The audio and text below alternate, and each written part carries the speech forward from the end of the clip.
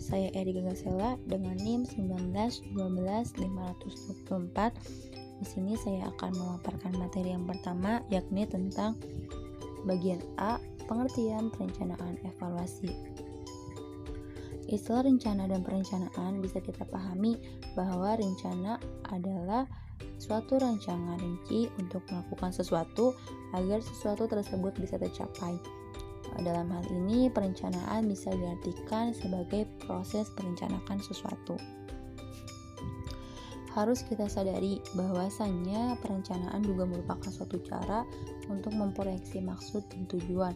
Seperti yang sudah kita ketahui, perencanaan berkonsep dengan masa depan, masalah-masalah yang memerlukan imajinasi dan pilihan pemikiran yang ditunjukkan ke masa depan dan proses mencapai suatu tujuan. Sangat jelas dengan kita melakukan perencanaan yang matang, tindakan yang kita lakukan nanti biasanya itu akan mulus dan akan berjalan dengan lancar, kecuali jika ada hal-hal yang tidak kita perhitungkan sebelumnya atau memang tidak bisa kita antisipasi dalam batas-batas kemampuan kita sebagai manusia. Dengan sebagai contohnya, mungkin kita pernah mendengar bahwasannya dengan perencanaan yang matang berarti 50% dari pekerjaan kita itu sudah selesai. Sisanya tinggal kita implementasi dan evaluasi saja. Lanjut, kita beralih ke penjelasan tentang evaluasi. Evaluasi ini berasal dari bahasa Inggris yang disebutkan dengan evaluation, yang berartikan penilaian atau penaksiran.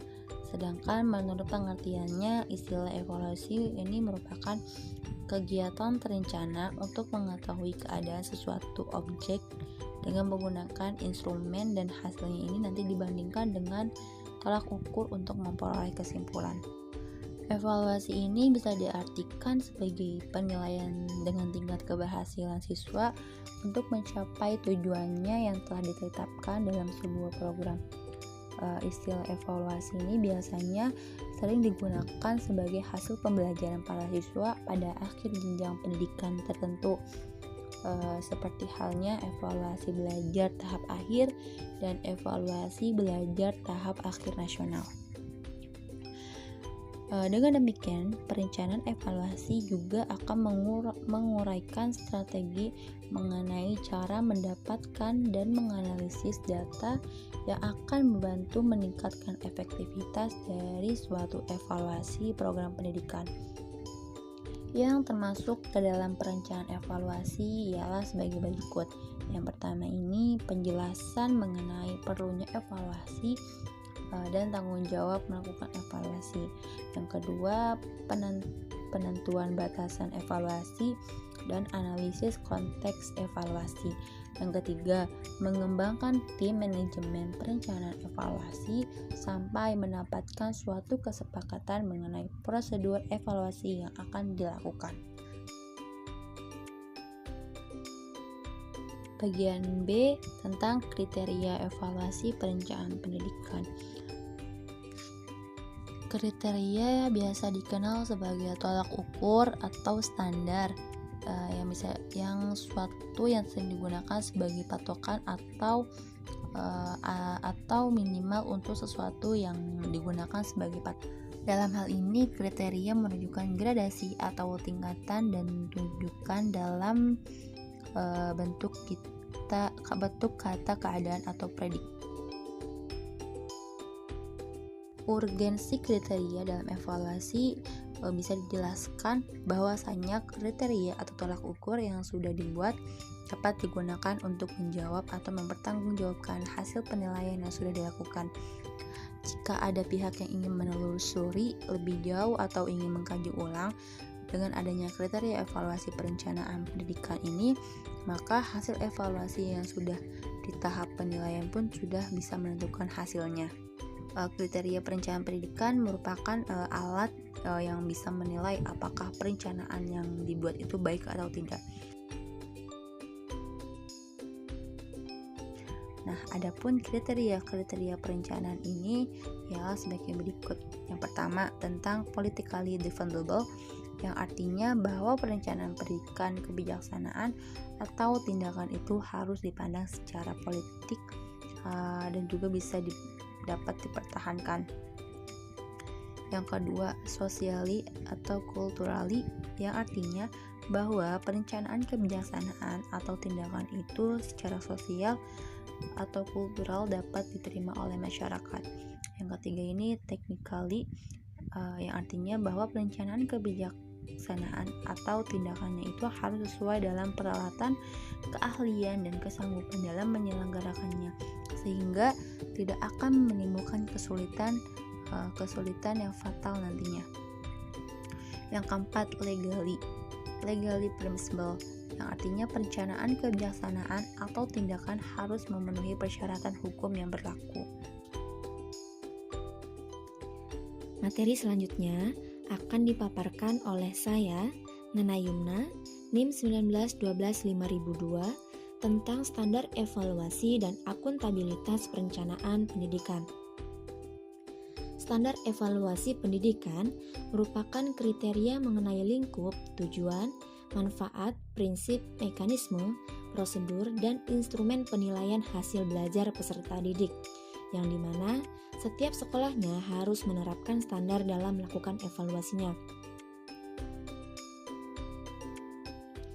Evaluasi pendidikan untuk tiap institusi pendidikan yang telah diatur prosedur pelaksanaannya.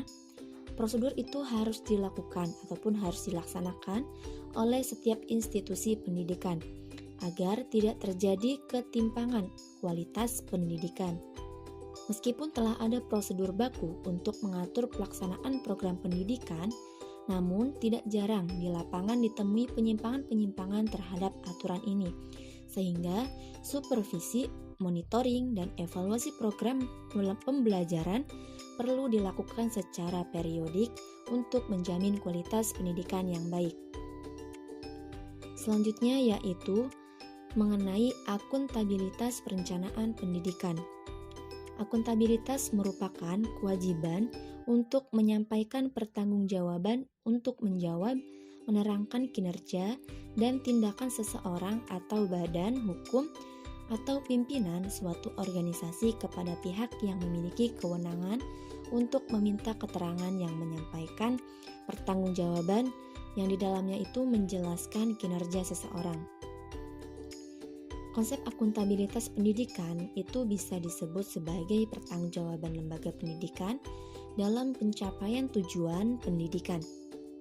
Akuntabilitas pendidikan merupakan kajian antara apa yang sudah dilaksanakan oleh lembaga dengan dana yang sudah digunakan dengan hasil belajar yang diperoleh.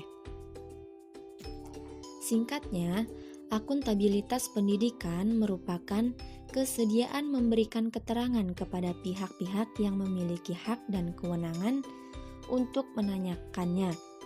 Pihak-pihak yang berwenang itu misalnya Kepala Dinas, Wali Kota, BPKP, dan BPK.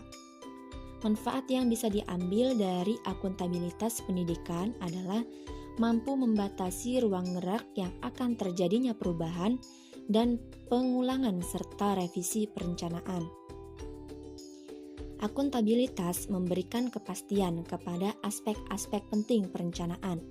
Di antaranya yaitu yang pertama, tujuan dan kinerja yang ingin dicapai.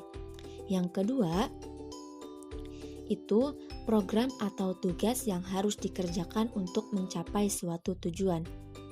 Yang ketiga, alat atau metode yang sudah jelas, dana yang dipakai, dan lama bekerja yang semuanya telah tertuang dalam bentuk alternatif penyelesaian yang sudah pasti.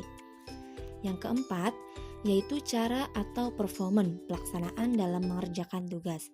Dan yang terakhir yaitu lingkungan sekolah tempat program pembelajaran dilaksanakan dan insentif terhadap pelaksana sudah ditentukan secara pasti.